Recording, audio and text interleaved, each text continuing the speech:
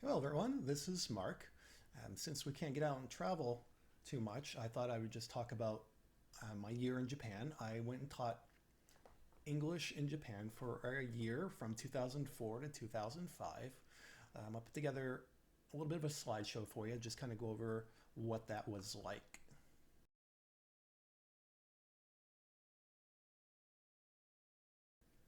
I was stationed or assigned to Gifu. Gifu is right outside Nagoya, which is a major city, and it's kind of like smack right in the middle of Japan. I had a friend who said if Japan has a belly button, it would be Gifu. Uh, this is kind of an historic picture. This trolley right in the middle is no longer there. I would basically just kind of go up the street here to my conversation school. This is what Japan kind of looks like from a more elevated position. As you can tell, everything's kind of crammed between the mountains. Uh, so space is kind of limited in Japan. Everything's kind of small. And there's also a tendency to kind of build up and down a bit. So it wouldn't be unusual to just find a total underground mall. This is my classroom. I did not teach in the actual, what we could say, government or a public education learning environment. What I did is I taught in a conversation school. When children are studying English, or when people study English in Japan, it's basically a focus on being able to pass a standardized test. There's a lot of standardized testing. So there's a lot of elements of grammar and syntax and vocabulary, but not much on actual being able to speak. I had one student tell me that her English teacher didn't even speak English. So there's a whole market for people that actually just kind of want to practice speaking English. And a lot of my lessons here were in a conversational manner. So the focus was just on being able to talk naturally in English. I did not get a lot of beginner students for that reason. I had two Japanese coworkers who were bilingual, and they would handle the more beginning students. I would handle the people that are more intermediate level or the really young kids who basically are just kind of learning by exposure at that point. But on the table, you see my Starbucks coffee. I drank a lot of that. And I kind of have the books open. I'm kind of putting together a lessons plan. This was taken in Kyoto. Kyoto has a fair amount of historic attractions for tourism. This is just me in a park being kind of silly. I got a lot of cards from my students on New Year's. And if we kind of point out right here where it says fruitful, she kind of misspelled it. She had it with an FL. It was very common for Japanese to mix up the R's and the L's in translation. There are some certain characters in the Japanese alphabet that when they're written in English, they're written with an R, but they're pronounced closer to like an L. So I think that's probably where some of the misunderstanding came from. This is me just kind of taking a picture in our lobby. Back here were some books that we kind of tried to sell as well. This is a vending machine of beer right outside my apartment. Occasionally, I would go down here and grab a can of beer.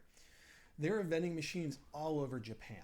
You can get hot drinks, cold drinks, instant coffee, or I should say, like a shot of coffee. And you can get a lot of things that you normally wouldn't be able to get here. I've seen a vending machine give out rice, batteries. You can get like quick manga books. Right here, I kind of told my coworker that this would not take my debit card. And she kind of looked at me and says, "What do you mean by debit card?" And I explained this little slot right here, and she said, "No, no, no, no. That's for you to put in your driver's license. You know, the drinking age here is 18." And I was like, "Well, I got my beer without it." And she said, "Yeah, we really don't take it that seriously here. So a little bit different than America where you get carded." These are just two girls. I was out and about on like a Friday or a Saturday night. And occasionally you just see somebody in kind of a unique style. I don't remember if this was a festival or anything. Or they're usually really friendly about you taking their pictures.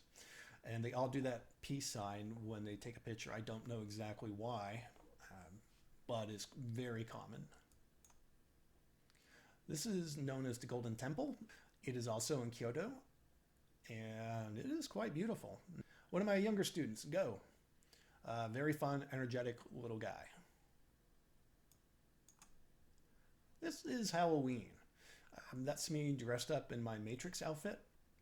And Matrix is probably just a couple years old at that point. Still kind of in the culture. And I got a fair amount of compliments on it.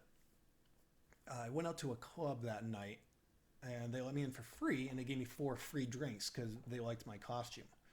Now, when you get a drink in Japan, they're often watered down, so 4 drinks does not hit you like 4 drinks over here will. This is my friend Jason. He was from Canada, and occasionally he would just bring in a lot of musical equipment to a local bar and just sing, cover some songs. This is the Silver Temple, and this is right next to the Golden Temple.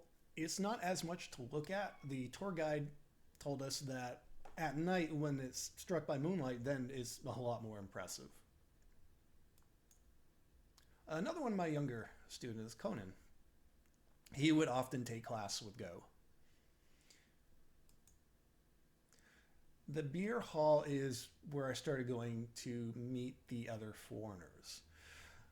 For several months at least, I had trouble kind of getting out there, a bit of a social life. And I met this girl from Britain, and she said, "Oh, you have to come, to the beer hall on Wednesday nights." And then I would go and I would meet people from like often like the UK. And then we would just kind of talk and share notes about being in Japan. This is my friend Laura from Canada. This was taken in Tokyo. This is a statue of Hachiko. Hachiko is famous for being a symbol of loyalty.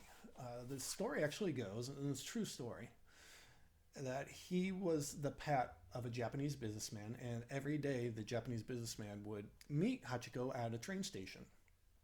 And then when the man passed away, the dog still showed up at the train station every day and was always disappointed when his master wasn't there. And this went on for years.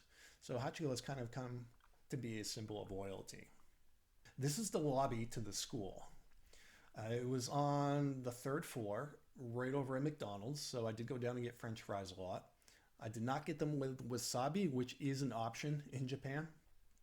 This little TV here, we basically had Shrek and The Matrix on like all day. So I pretty much got those movies memorized. You can't see it, but right to the left, right next to the door out of frame, is a vending machine. Another view when I went hiking with some people and just kind of get a nice view of Japan in the background. Me taking a picture with the Golden Temple. English translations over in Japan are not quite accurate. For a lot of Japanese, just having English is cool. So a lot of them would actually have shirts with some reference to English, but the grammar and the meaning is way off. I think my favorite one was I saw a guy just walking down the street with a shirt name just said Henry on it. There was a big business for people to just make t-shirts and items with English on them. I don't know quite where they got the ideas from. I did meet a student at another school. He made those t-shirts and he was studying English so he can have them more accurate and do a better job. But you'll generally find something that's going to make you chuckle or laugh.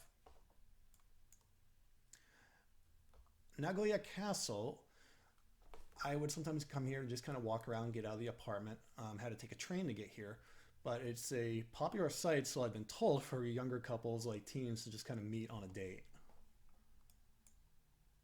And just took a couple of views. This is outside my apartment. To the very bottom left is where that vending machine of beer is. Very small balcony, very narrow road down to the left. There was a washing machine out in the balcony and no dryer. You have to air dry everything.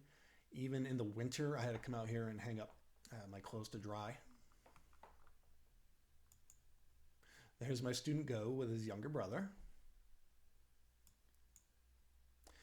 We did go to Universal Studios, and Spider-Man was my favorite attraction. It's basically one of my favorite amusement park attractions in general. What's extra fun about these is when you go on, you get all these great special effects and this great experience, and everybody's speaking Japanese. We did go on the ET ride, and at the beginning there's an introduction video by Steven Spielberg, and it begins with "Konnichiwa, Steven Spielberg does," which is kind of amusing for us English speakers. I was on a little bit of a historic tour with my then girlfriend, and she told me a famous samurai once bathed here. Did not catch the name of the samurai. Downtown Tokyo, very busy. These are people all crossing the street at this time. Now, the first two levels of this building right here in the middle were Starbucks. And when you walk in, there's about three people just to greet you and just kind of gesture towards where the line is, which is very common in Japan. Japan has a very good sense of customer service, and quite often there's people stationed somewhere just to greet you. There was a taxi stand not too far where I lived, and there was a nice elderly gentleman who would just kind of smile at me and just kind of gesture towards the taxis when I wanted a ride, which isn't really necessary because I could see the taxis and just kind of go up to the drivers, but it's nice to have that extra step there. Cherry blossom season, very beautiful. Only lasts a couple days, and the cherry blossoms just kind of fall off the trees. And unfortunately, those few days were overcast and cloudy. In Tokyo, there was a huge comic book store, and they had all the comic books from America imported. My picture taken with Darth Vader here, which was just kind of there in the middle of the store. The sixth Star Wars movie had just come out, and a lot of the comic books there were pretty expensive. Something that would probably cost me about 20 bucks or 25 bucks in America cost me about $50 here. When it was time for my contract to be up, my students all took me out for dinner. So here I am with dessert and some serious red eye. And that kind of concludes the tour. I'll leave you a final quick thoughts that I had noticed about Japan. There is no trash really anywhere. People just kind of hang on to their garbage until they come across a wastebasket. At the train station, people would stay to the left when going up or down an escalator. That way, those who are in a hurry can just stay on the right-hand side. And the trains always ran on time in Japan, right up to the minute. If you're thinking about going to Japan, I can almost guarantee you'll have a very interesting and great experience.